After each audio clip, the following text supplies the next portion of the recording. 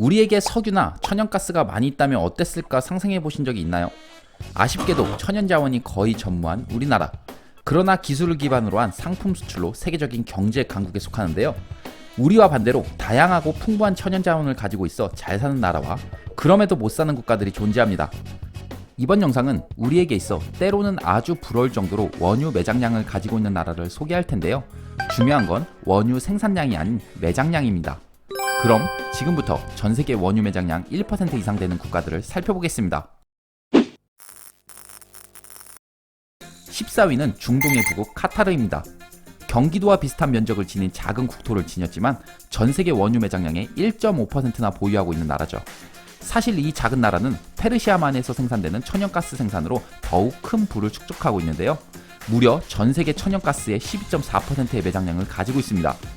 우리나라에서 가장 많이 들여오는 천연가스 또한 작년 기준 카타르산이 23%로 가장 높은 순위를 차지했습니다. 13위는 중국입니다.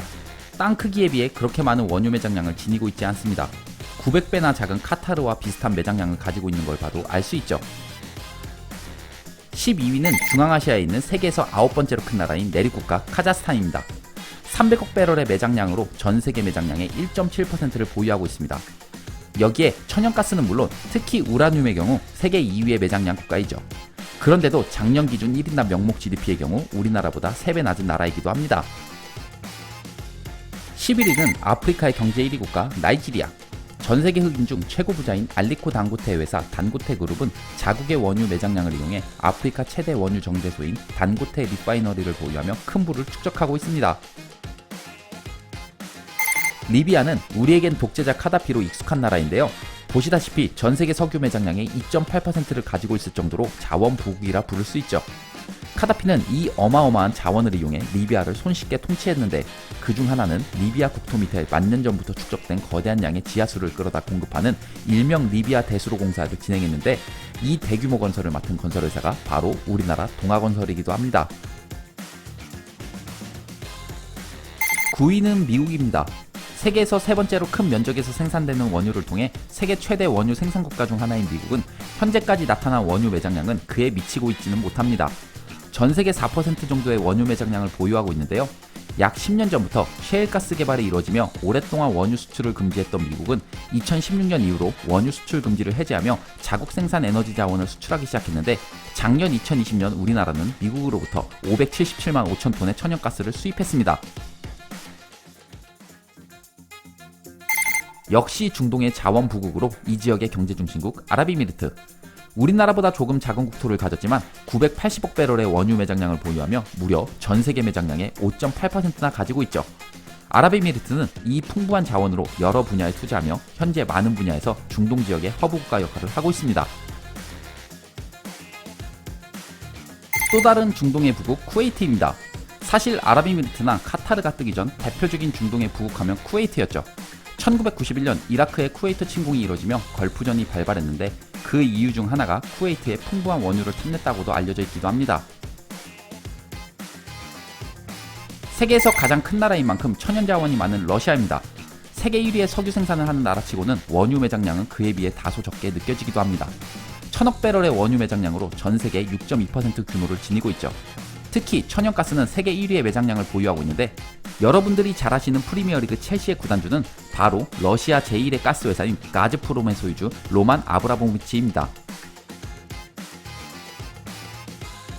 5위는 위에서 언급했던 이라크입니다. 티그리스와 유프라테스 강이 흐르며 세계 4대 문명의 발상지였던 곳이나 후세인의 독재를 거치며 걸프전과 이라크전으로 국토는 황폐해졌고 거기에 더해 이슬람교의 수니파와 시아파의 갈등으로 인해 현재도 끊임없이 테러가 발생하고 있는 곳이죠. 이와 같은 이유로 엄청난 원유 매장량을 지녔음에도 경제적, 정치적으로 매우 불안정한 국가입니다.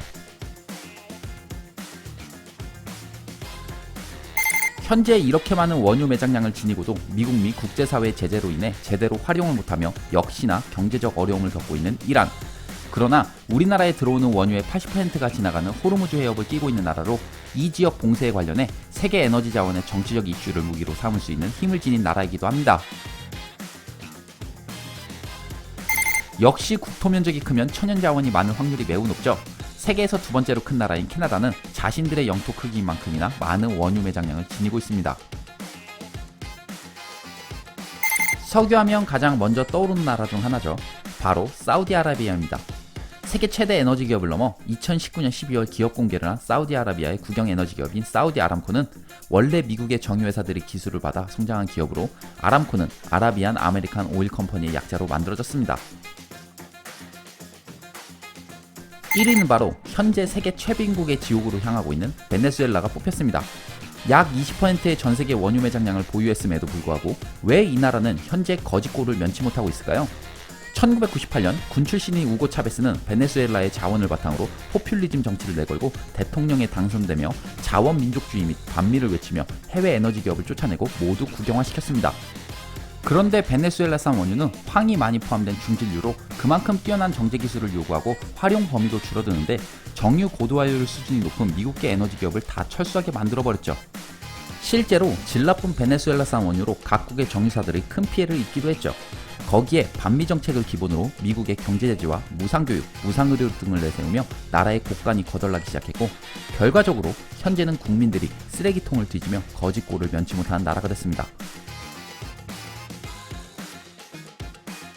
자원의 저주라는 말이 있습니다. 베네수엘라나 이라크, 리비아처럼 자원이 풍부하지만 한쪽에 치우친 경제 구조로 그에 걸맞는 경제 발전을 못해 오히려 가난에 빠지는 상황을 말합니다. 그러나 미국이나 캐나다, 호주, 노르웨이처럼 넘쳐나는 자원을 잘 활용해 경제 강국이 된 나라들도 있다는 것이죠. 어떤 환경이든 그 주체가 누구냐에 따라 이 세상은 완전히 다른 결과를 가진다는 것을 또 한 번 느낍니다. 시청해주셔서 감사합니다.